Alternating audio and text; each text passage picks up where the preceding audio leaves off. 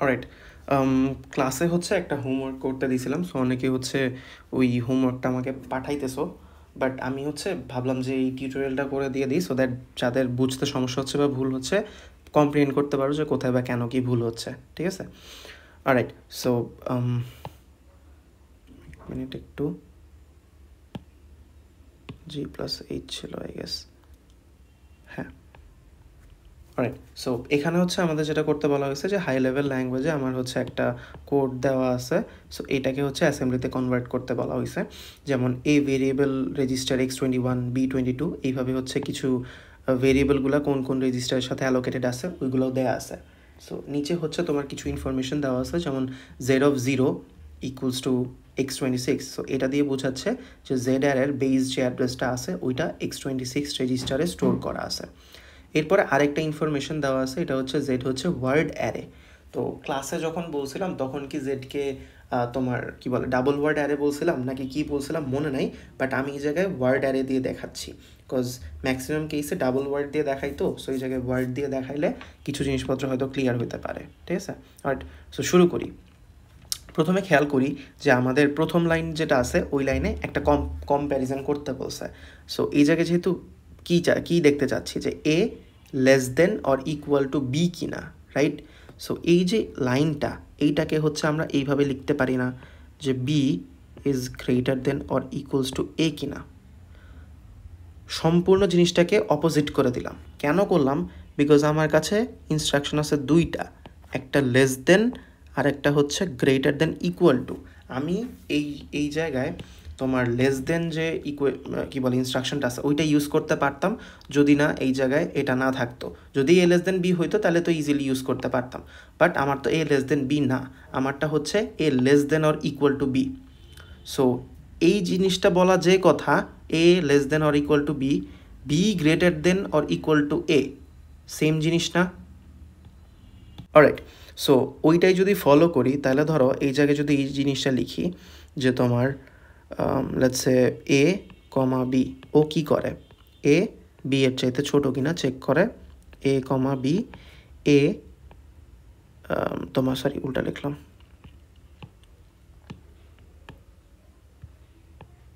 এ হচ্ছে বি এর চাইতে বড় বা সমান কিনা চেক করে।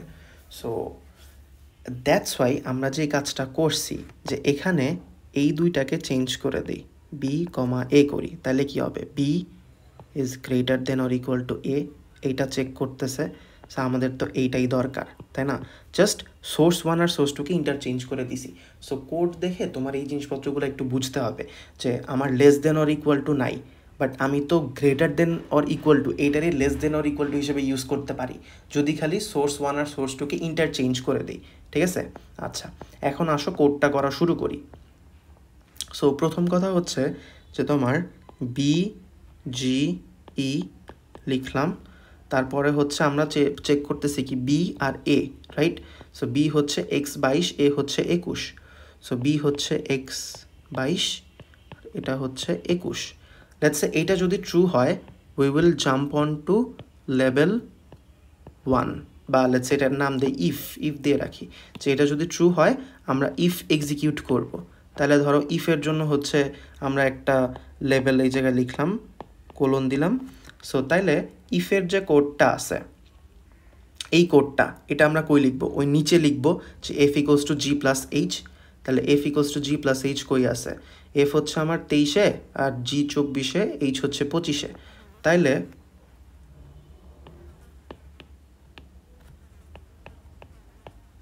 23, 24 আর হচ্ছে 25, ডান, আই গেস ঠিকঠাকই আছে। সো এটা যদি ট্রু হয় মানে বি যদি, এটা তো আমার হচ্ছে বি আর এটা তো হচ্ছে এ, সো বি যদি এর চাইতে বড় বা সমান হয় আমার ইফকে এক্সিকিউট করতে হবে। সো ইফের একটা লেভেল আছে এইখানে, ওই লেভেলের নিচে ইফের যে কোডটা আছে সেইটা লেখা আছে। ইফের কোড ছিল F equals to G plus H, done. তো আমরা জানি যে অ্যাসেম্বলি ল্যাঙ্গুয়েজ মানে অ্যাসেম্বলার হচ্ছে সিকোয়েন্সিয়ালি প্রত্যেকটা লাইনকে এক্সিকিউট করা শুরু করে।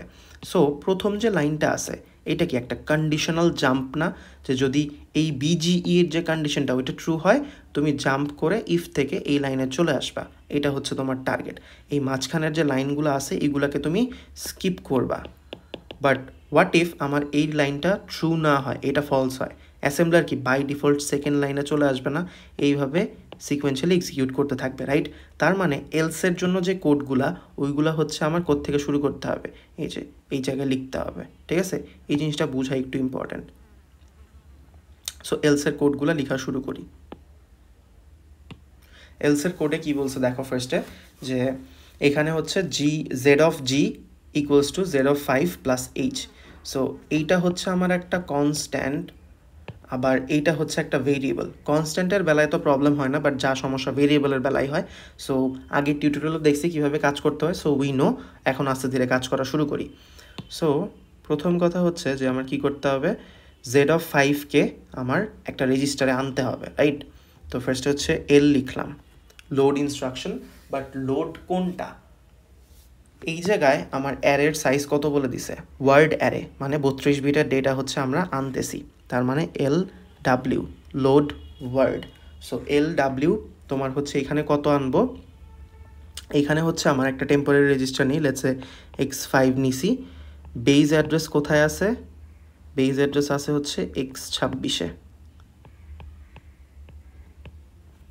আচ্ছা, তো x26-এ আছে, তাহলে আমার অফসেট কত হবে, 5। 5-এর সাথে মাল্টিপ্লাই করব কত, ওয়ার্ড অ্যারে, মানে কি প্রত্যেকটা ইন্ডেক্সে যে ভ্যালু আছে তাদের সাইজ হচ্ছে 32। 32 বিট ডেটাকে মেমোরিতে স্টোর করতে চাচ্ছি, কয়টা সেল লাগবে, 32 ডিভাইডেড বাই 8। কেন, একটা মেমোরি সেলে 8 বিটের ডেটা স্টোর করতে পারি। So answer is 4। You need 4 memory cells to store 32 bits of data. তার মানে কি 5 টাইমস 4 ইকুয়ালস টু 20। এই 20 হচ্ছে আমার অফসেট, রাইট? পাইছি। এর পরের কাজটা কি, x5-এ তো হচ্ছে আমার এই ডেটাটা চলে আসছে, এই যে জেড অফ 5, এটার সাথে হচ্ছে এইচকে অ্যাড করতে হবে, এইচ আছে হচ্ছে 25-এ। সো তোমার হচ্ছে অ্যাড x6 x5 আর হচ্ছে x25 দেখলাম না, এইচ, হ্যাঁ 25। সো তার মানে এই যে x6 ওর মধ্যে এখন যে ভ্যালুটা আমরা পাইছি এইটাকে হচ্ছে আমার ফাইনালি স্টোর করতে হবে। কই স্টোর করব, জেড অফ জিতে। তো সমস্যা হচ্ছে যে জেড অফ 5-এর মতো জি হচ্ছে কনস্ট্যান্ট না, জি একটা ভেরিয়েবল।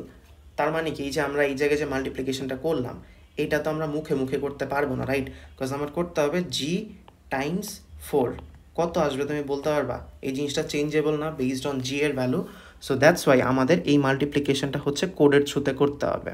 অ্যান্ড কোডের থ্রুতে আমরা মাল্টিপ্লিকেশন কেমনে করি, ওই যে শিফট লেফট লজিক্যাল, SLLI।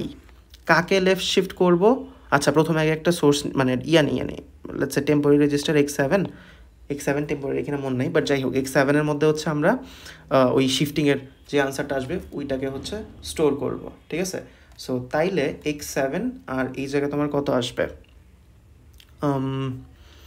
কাকে জানি শিফট করব, আমার জিকে শিফট করতে হবে x24, জি হচ্ছে x24, তাহলে x24 কতবার শিফট করব, আমার এই জায়গায় মাল্টিপ্লাই করা লাগতো কত দিয়ে, 4 দিয়ে না, জিকে 4 দিয়ে মাল্টিপ্লাই করতেছি।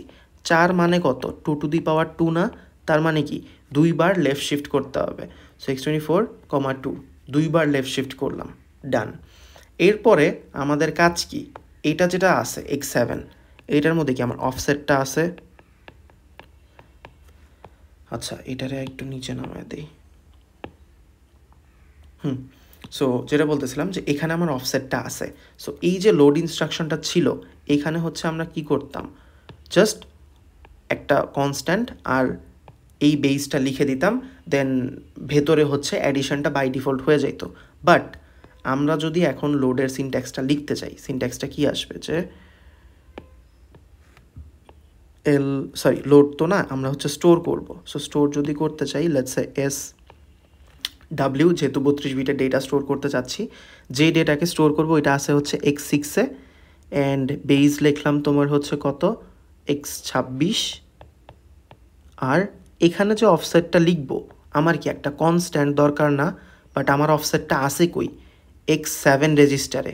সো এই জায়গায় যদি x7 বসাই আমার কি এরর দিবে না একটা, কারণ লোড ইনস্ট্রাকশন এক্সপেক্ট করতেছে যে এই জায়গায় তুমি একটা ইমিডিয়েট ভ্যালু বা কনস্ট্যান্ট দিবা, বাট তুমি এই জায়গায় একটা রেজিস্টারের নাম্বার বসায় রাখছো, তাহলে কি সমস্যা হবে না?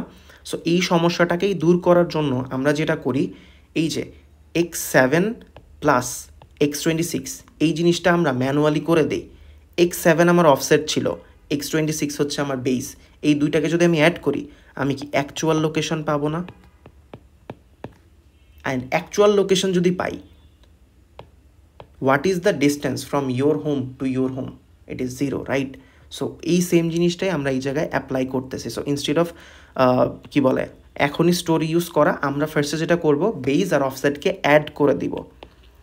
অ্যাড, ধরো x8 নিলাম, অফসেট হচ্ছে x7, আর অ্যারের বেসটা কোথায় রাখা ছিল? x26-এ। সো এই দুইটাকে হচ্ছে আমি অ্যাড করে দিলাম। তার মানে x8-এর মধ্যে now I have the actual location. ঠিক আছে? সো এরপরের কাজ কি? স্টোর ওয়ার্ড, কোন ভ্যালুটাকে স্টোর করব? x6 রেজিস্টারের যে ভ্যালু আছে সেটাকে।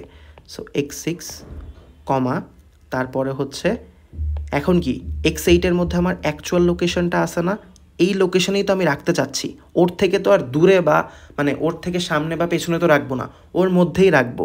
So x8 0। আই হোপ বুঝা গেছে যে কেন 0 আসলো। ঠিক আছে? সো স্টোর করা শেষ, এই পর্যন্তই তো আমাদের কাজ ছিল।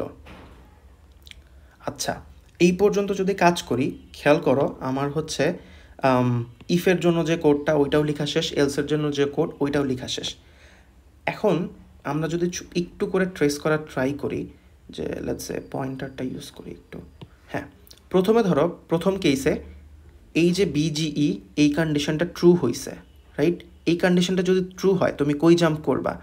ইফ যে লেভেলটা আছে এইখানে আসলা, এখানে আসার পরে এটা রান করলা, দেন কোড এন বা এরপরে যা যা কোনো লাইন থাকবে সেগুলো এক্সিকিউট হবে। বাট যখন তুমি এলসের কোডটা এক্সিকিউট করবা, ধরো প্রথম লাইনটা ফলস আসছে, তার মানে কি অ্যাসেম্বলারের কি বলে স্ট্রাকচার অনুযায়ী ও হচ্ছে ওর পরের লাইনগুলো এক্সিকিউট করতে থাকবে সিকোয়েন্সিয়ালি। সো এই লাইনটা ভুল, তাহলে এই লাইন এটা, তারপরে হচ্ছে এইটা, এরপরে কি আবারও ইফের যে কন্ডিশন ওইটা রান করবে না। বাট আমাদের টার্গেট কি? ইফ বা এলস এই দুইটার যে কোনো একটা রান করবে। তার মানে কি সামহাও এই লাইনটা রান করার পরে আমার ওকে ইফকে স্কিপ করায় তার নিচে পাঠিয়ে দিতে হবে না। সো এই জায়গায় হচ্ছে আমরা যেটা করব, একটা আনকন্ডিশনাল জাম্প লিখব। So BEQ x0 let's say exit লিখে দিলাম। সো এই এক্সিটটার কিন্তু কোনো মানে মিনিং নাই, জাস্ট আমি একটা লেভেলের নাম দিছি। তুমি এক্সিট না দিয়ে তুমি এই জায়গায় লেভেল LABEL এটাও লিখতে পারতা, সমস্যা নাই। সো এখন যদি খেয়াল করো যে যখন আমার এই লাইনটা রান হবে, স্টোর লাইন, স্টোরের পরে কি সিকোয়েন্সিয়ালি BEQতে আসবে, দেন BEQ থেকে জাম্প করে এক্সিটে চলে আসবে ইফকে স্কিপ করে। বুঝা গেছে? আই হোপ এইটা বুঝতে পারছো। এটা যদি বুঝো তাহলে মোটামুটি তুমি সব কোডই তুমি আস্তে ধীরে করতে পারবা এই রিলেটেড। ঠিক আছে? Thank you.